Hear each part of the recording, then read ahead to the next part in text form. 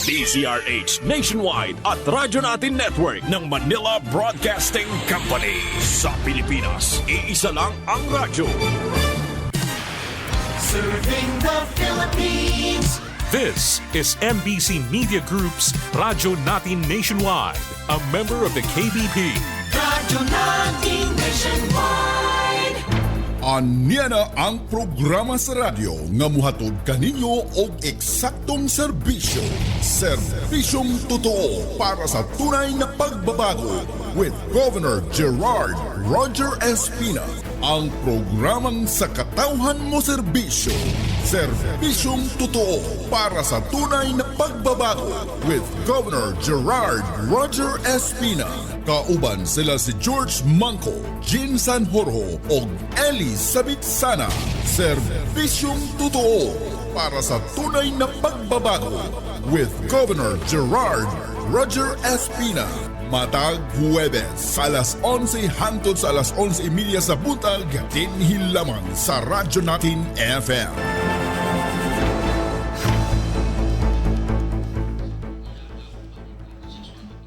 Okay mga kaigsunan, aniya na usab kita nining atong lain nga episode nining adlawng Huwebes pizza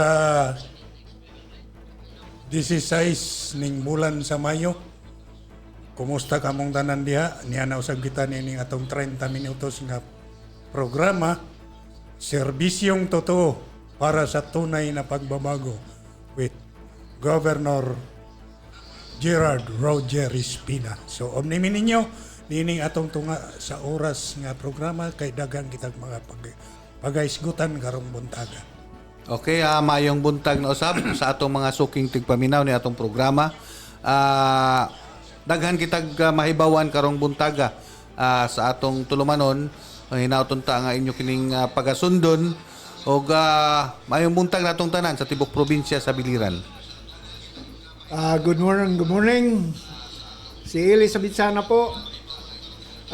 Nianasab kita sa laing episode na to sa Serbisyong Totoo para sa tunay na pagbabago ni Gov. Roger Gerald Espina. May buntag.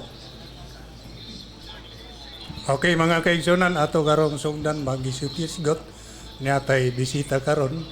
So atong ipaila Hernin. Yes, ang atong bisita karon mga kaigsunan, actually ang atong mga kaigsunan dinhi sa tibok probinsya sa Biliran, gusto gyud nga makahibaw og mga impormasyon ining maong ahensya. Ang atong bisita karon gikan sa Overseas Workers Welfare Administration, si Ma'am Cara Marie L. Abet, Family Welfare Officer sa atong UWA Biliran. So, diyan siya karon atong makauban sa atong programa. Maayong buntag, Ma'am Cara. Good morning po, sirs, and sa lahat ng taga-Biliran.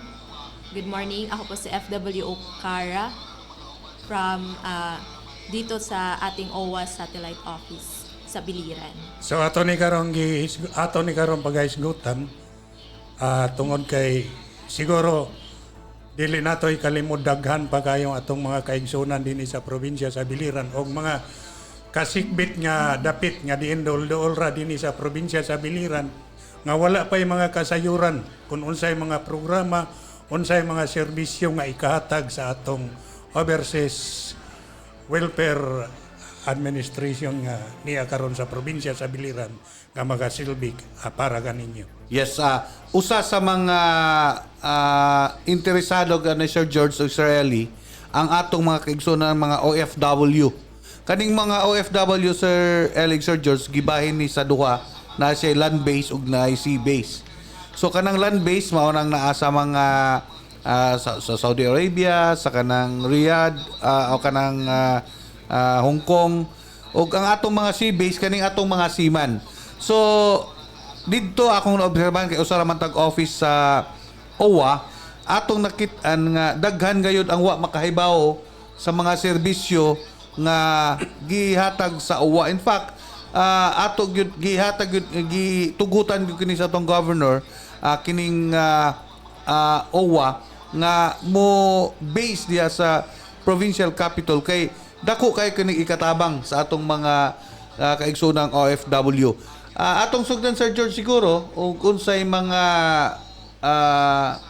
programa murag i-overview sa mga programa sa atong OWA, Ma'am Cara. Yes, sir. So, sa OWA, meron po tayong 3 unit na sinasabi. Una dito, yun yung Training and Education Unit. Dito pumapasok yung mga training and skills programs for OFWs and their families. So, dito, merong training for seafarers. Ito, ang tawag dito is Seafarers Upgrading Program. Maximum of 7,500 per course ang maaring ma-avail ng isang seafarer or seaman. Meron din tayong sinasabing SESP or Skills for Employment Scholarship Program. Ito yung mga Technical Vocational Training Assistance, maximum of 14,500 per course for the qualified active OWA member and their dependents. Ito yung mga any test the accredited course na pwedeng ma-enroll nila. Meron din tayong ID training, basic computer literacy program to upgrade the IT skills ng ating OFWs and their families. So, under ETU or Educational Training Unit, meron tayong scholarship. So, ito yung pinaka regular program ni OWA talaga. Scholarship for the dependents of the OFWs. So, meron tayong 3 scholarship dito. Ang una is the EDSP, and Education for Development Scholarship Program. Ang maaring ma-avail ng isang estudyante or scholar ay 30,000 per semester, so bali 60,000 per school year. Ang qualified dito is yung mga nakapasa ng exam under DOST and mga naka-reach ng 85 for the continuing students, 85% or ang kanilang general weighted average is 85 and above. Sa mga incoming naman, kailangan yung general weighted average nila or GWAS sa kanilang grade 12 is 80% and above. Second scholarship is the ODSP, OFW Dependent Scholarship Program. Ito naman ay para sa mga OWA active OFWs na mayroong salary na hindi lalagpas ng $600 dollar. At kailangan ang kanilang wala ditong grade base naman, ang kailangan lang ng bata or ng student maipasa yung kanyang mga subjects taken and hindi pwede dito ang mga regular students na. So, ang pangatlong scholarship naman is para doon sa mga anak ng OFW or kapatid ng OFW, if single si OFW, na unfortunately namatay and active OWA member pa. So, merong scholarship ang kanyang isang anak hanggang kunyari namatay si OFW, kinder pa lang si student, meron na siyang scholarship from kinder hanggang makapag-graduate ng college. So that's it for the ETU unit sa Education and Training Unit. Second unit is the social benefits. Sa social benefits dito ang covered dito is yung mga disability, mga death and burial or bereavement assistance, and mga medical and WAP calamity assistance. Sa una is the disability and dismemberment benefit, maximum of 100,000 para doon sa mga OFWs na aksidente. Upon date of accident is active OWA member. Kasi sa OWA, meron din tayong membership. So, ang membership is $25, valid for 2 years na yan. Kasi usually ang ating contract is 2 years. So, parang sinabay na lang din doon ang payment sa OWA. So, para pag mag-renew ng kanilang kontrata, mag-renew din sila sa kanilang OWA membership para maka-avail sila ng mga programs and services ni OWA. So, back to social benefits, ang disability is para doon sa mga active OWA member na na-aksidente. Upon date of accident is active OWA. So maximum of 100,000 depende sa kanyang final diagnosis and sa kanyang grading sa kanyang injury. So ang second is the death benefits. Dito sa death benefits may dalawang amount, 100,000 for natural cause of death ni OFW, but again, upon date of death, dapat active OWA member, and 200,000 for accident-related na cause of death ni OFW.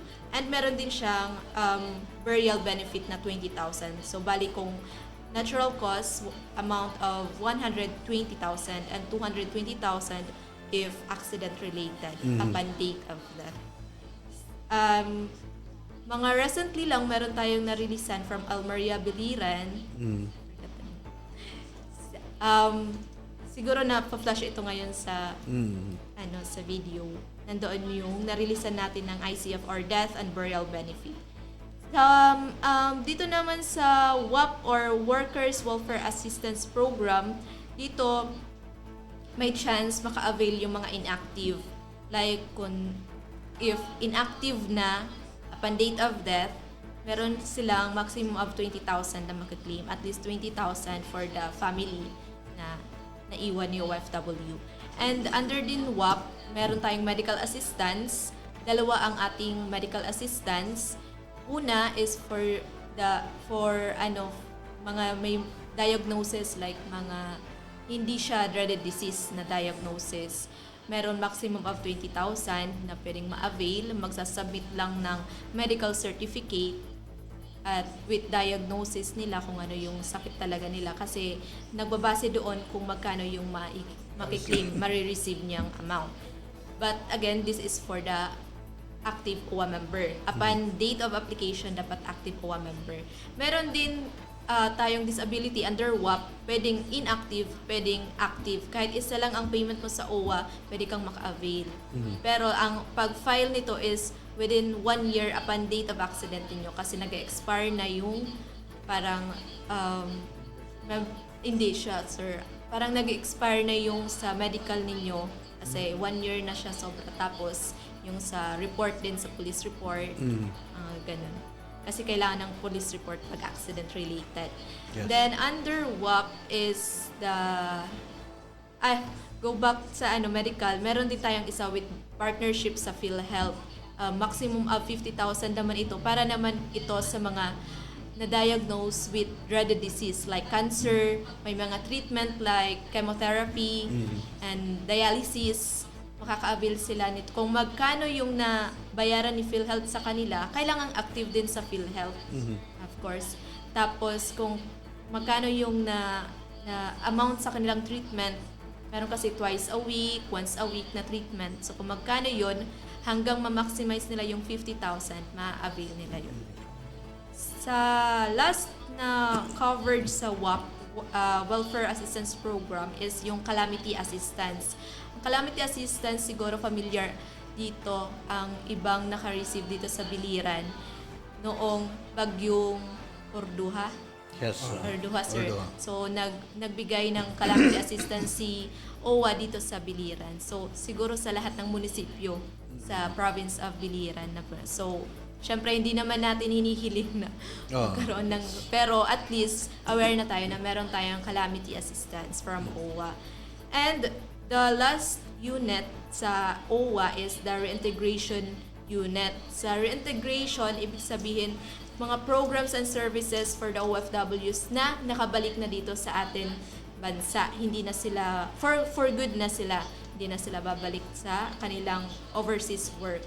So, first, meron tayong, habang nandoon pa sila, merong mga cases ng mga unfortunate events sa OFWs like mga abuse, maltreatment sa kanilang employer and mga breach of contract sa kanilang agency. So may mga nagre-request na pwede ba silang makauwi ng Pilipinas, ma-assist ba sila. So meron tayong mga welfare officer doon sa iba't ibang bansa, pwede silang lumapit. Usually located sila sa mga embassy offices. So if ever may mga kilala kayong OFWs na kailangan ng tulong, mga urgent urgent na tulong is pwede silang magpunta sa Polo or ang family pwedeng magpunta dito sa satellite office sa ating PESO office sa Kapitolyo. So, after ma-assist ng mga ganyang situation ni OFW, merong ang sinasabing repatriation program ang OWA. Ito yung bringing back of distressed OFWs, and hindi lang din si OFWs, pati na rin yung human remains ni OFWs if ever na unfortunately na matay siya sa abroad. So, ina-assist din yun ni OWA. Yes, sir. Opo. And in case sa mga OFWs, distressed OFWs, if ever wala silang pamasahe sa kanilang ticket, plane ticket from abroad, may proseso yan. I-ask natin sa employer kung sasagutin, kung hindi sasagutin si agency. Kung hindi din sasagot sa agency, that's the time si OWA ang sasagot sa Papasok kanilang na ticket. Yeah, Opo. so- And kung wala din silang pamasahe from Manila to Tacloban, sasagutin din sila ni OWA. And kung walang, for example, dito sa Biliran si OFW, walang pamasahe from Tacloban to Biliran, sasagutin din po siya ni OWA. If Yes. ever, meron tayong mga LGU sa Biliran na nakikipag-connect sa akin, coordination na may sasakyan na available, sila ang kukuha kay OFW sa airport po. Yes po. And upon interview during the repatriation, meron na silang mga referral for livelihood programs, medical assistance if qualified po sila, and scholarship din sa kanilang anak. So, para din sa mga OFWs na mga nandito na, hindi na babalik, meron kaming mga sinasabing community organizing. Dito nag-organize kami ng mga association, mga willing na OFWs na mag-organize ng association. Nakaka-avail sila ng mga free seminar and trainings para sa kanilang mga skills or para ma-improve pa ang kanilang mga skills. And meron din kaming mga programs like group livelihood if ever qualified ang isang association. Kung merong solidarity sa kanilang association, pwede silang maka-avail ng group livelihood. And example ko dito is yung ASAMCO, Albomco, and Magbangon Vendors Association. Naka-avail po sila ng Tulong Puso program. And so far, kilalang siguro ang ASAMCO, Albomco sa Almeria, ang Magbangon sa Kabukgayan, Biliran. Yes, sir. So, improving, may progress ang kanilang business. Yes, Opo. And sa mga individual naman na OFWs na nakaka-uwi and qualified, meron tayong livelihood or Balik Pinas, Balik Hanap Buhay livelihood program. Maximum of 20,000 ang pwedeng ma-avail ni OFW basta upon date of arrival niya is active OWA member, 20,000 ang kanyang ma-avail. If inactive naman, 10,000. And ang validity ng application is para malinaw po sa lahat ng mag-a-apply is 3 years upon date of arrival. Pag lumampas na ng 3 years, hindi na po sad to say, hindi na siya maka-avail ng BPBH. So, yun lang po as far as I know ang OWA programs and services. Okay. So, mubalik ta sa kuan katong first nimo nga kuan katong seafarers training, ma'am. Yes, sir.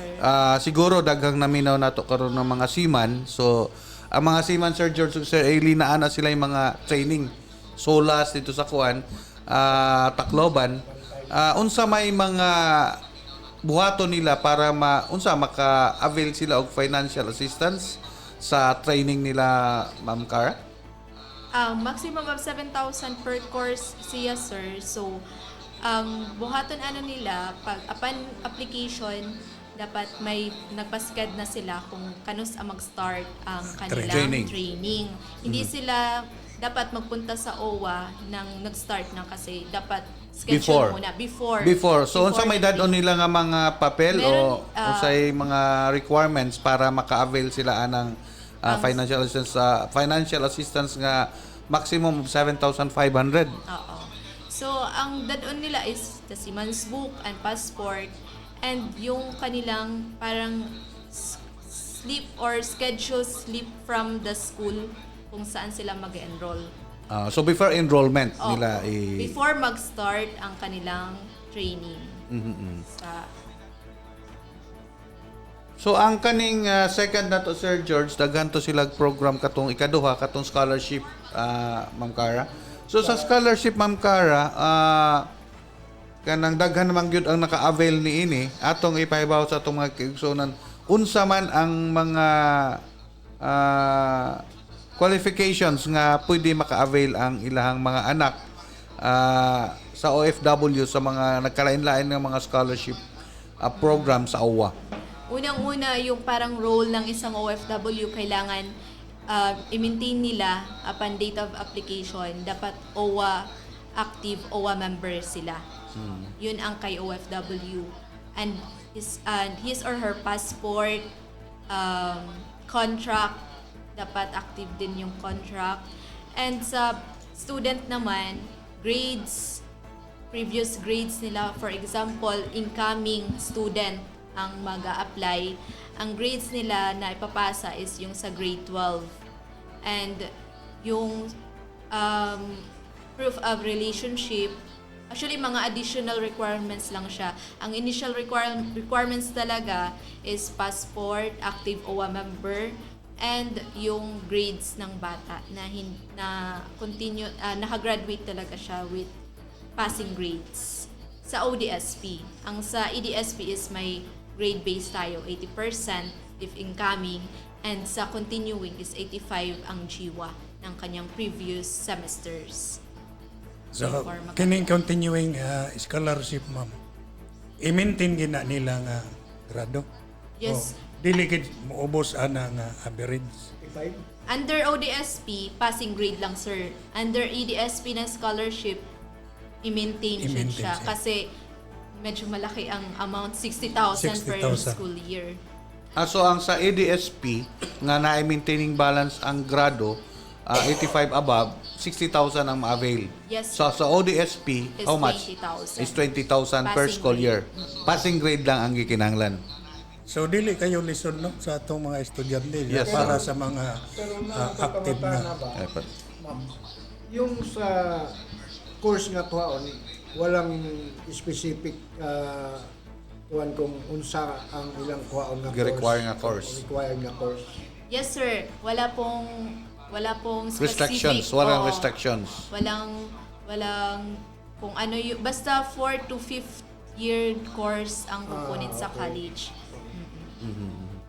So, diyata sa kuan, ma'am, kaning mga dili na, katong mga active pa nga member sa UWA nga dili na gustong mobalik kay tungod naan sila yung mga distress nga mga pangitabo sa dito sa gawas, di na gusto nga mobalik. Pero active pa sila nga nagbayad sa UWA.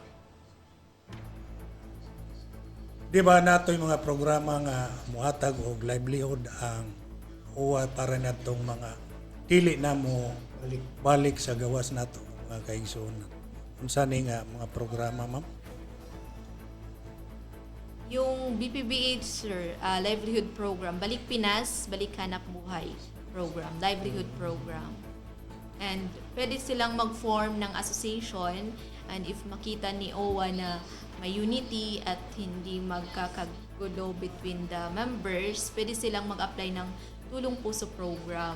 Pwede silang makakuha ng group livelihood.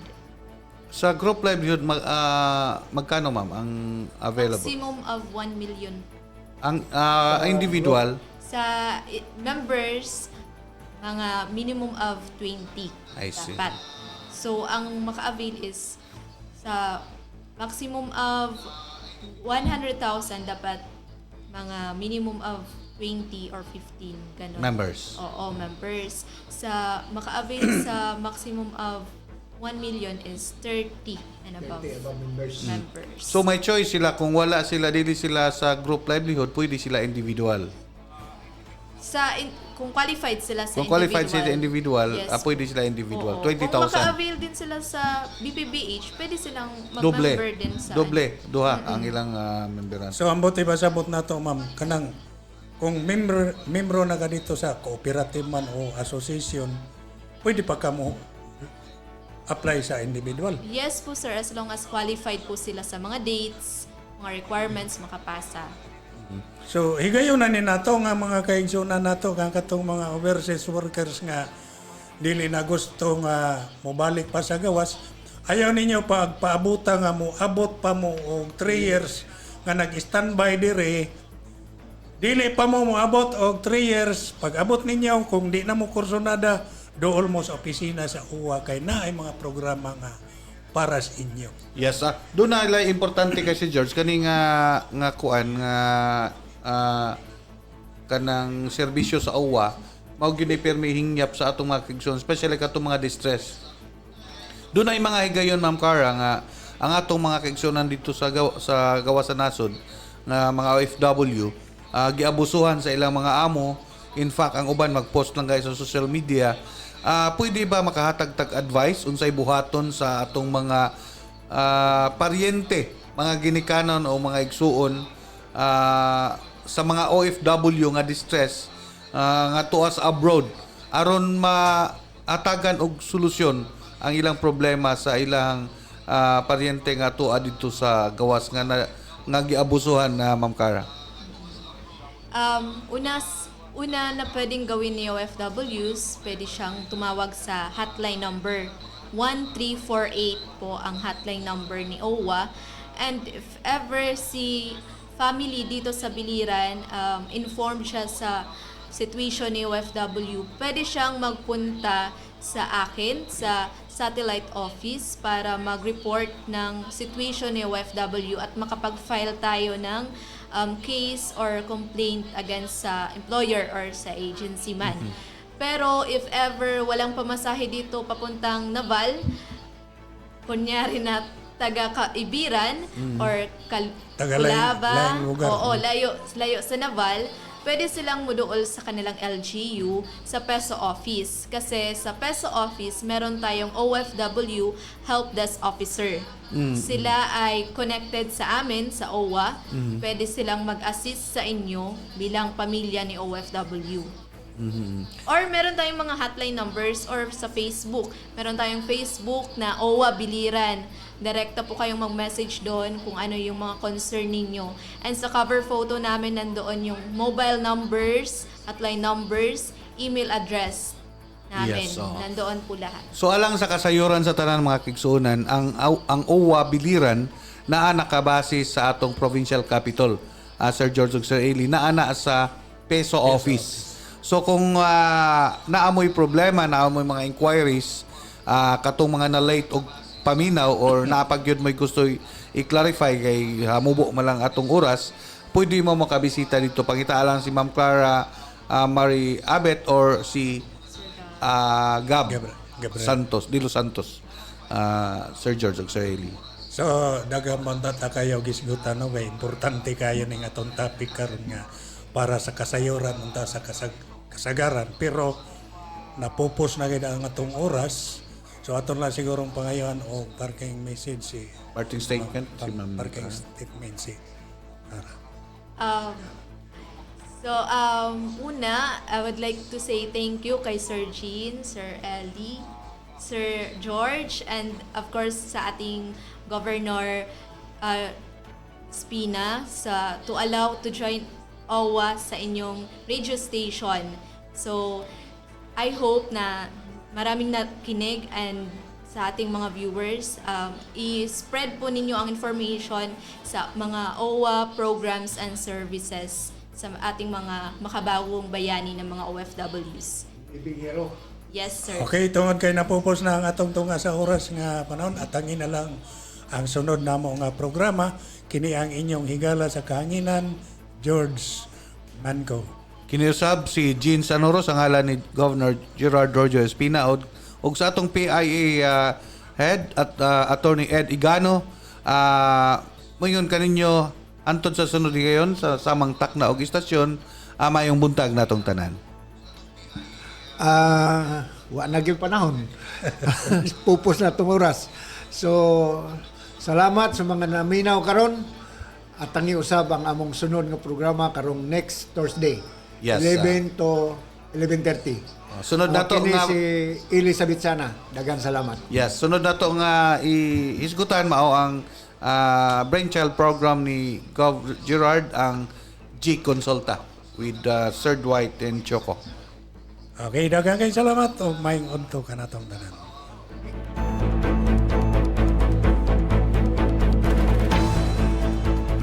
Anya na ang programa sa radyo nga muhatod kaninyo og eksaktong serbisyo. Serbisyong totoo para sa tunay na pagbabago with Governor Gerard Roger Espina.